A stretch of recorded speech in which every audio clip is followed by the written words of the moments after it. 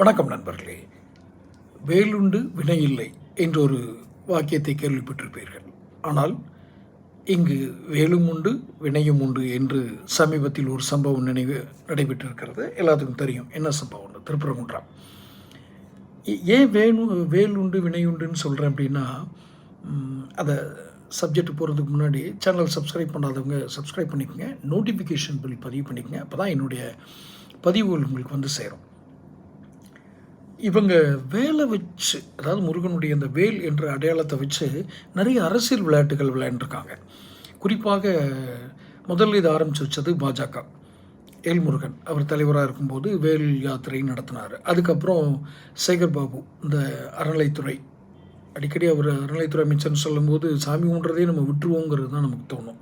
அவர் அறநிலைத்துறை அமைச்சராக இருந்தால் யார் சாமி கும்பிட முடியும்? அப்படி தான் இப்போ நடந்துகிட்டு இருக்கிற விஷயங்கள் வச்சு பார்க்கும்போது அப்படி தான் இருக்குது. அவங்க முருகன் மாநாடு நடத்துகிறாங்க. ஒரு கிறிஸ்தவ மதத்தை சேர்ந்தவர், கிறிஸ்தவ வழிபாட்டு முறையை பின்பற்றக்கூடிய, தற்போது கட்சி ஆரம்பித்து எப்படியாவது முதல்வராயிரணும்னு பேராசைப்பட்டு இருக்கிற ஜோசப் விஜய். இந்த ஜோசப் விஜய்ங்கிற வார்த்தையை நான் எப்போதுமே குறிப்பிட்டதில்லை என்னுடைய வீடியோக்களில். இப்போ ஏன் குறிப்பிட்றேன்னு தெரியுதா? இதெல்லாம் பேராசை. அவரும் அந்த வேல் அந்த குறியீடை எடுத்தார். ஸோ இப்படி எல்லாருமே அந்த வேல் குறியீடை எடுத்தால் முருக பக்தர்களுடைய வாக்குகள் நமக்கு கிடைக்கும்னு ஒரு வாக்கு வங்க அரசியல் நடத்துனாங்க. ஆனால் வினையை இழுத்துட்டாங்க. இது விளையாட்டுத்தனமாக ஒரு விஷயமாக இவங்க நினச்சிட்டாங்க. வேல் வச்சுக்கிட்டு சும்மா அப்படியே பஸ் மேலே இது பண்ணுறது. They or third grade business man அப்படின்னு சொல்லுவாங்க இல்லையா, வியாபாரிகளாக மாறிட்டாங்க. தரங்கட்ட வியாபாரிகளாக மாறினாங்க. இவங்க அரசியல்வாதிகள் இல்லை, தரங்கட்ட வியாபாரிகள். அதனால தான் அவங்கள ரொம்ப கேர்ஃபுல்லாக டீல் பண்ணணும்னு நான் சொன்ன காரணமாக தான். இப்போது புதுசாக வர்றாரு உள்ள அரசியலுக்குள்ளே, அவங்கள ஒழிச்சிருவோம், இவங்கள வீட்டுக்கு அனுப்பிச்சிருவோம்.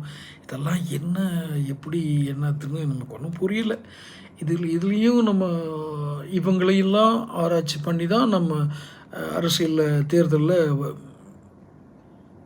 வாக்கு செலுத்த வேண்டியிருக்கு. ஸோ எனி காஸ்ட், இப்போது வேலுண்டு வினை உண்டு என்ற வினை என்ன வரும் பொறுத்திருந்து பாருங்கள்.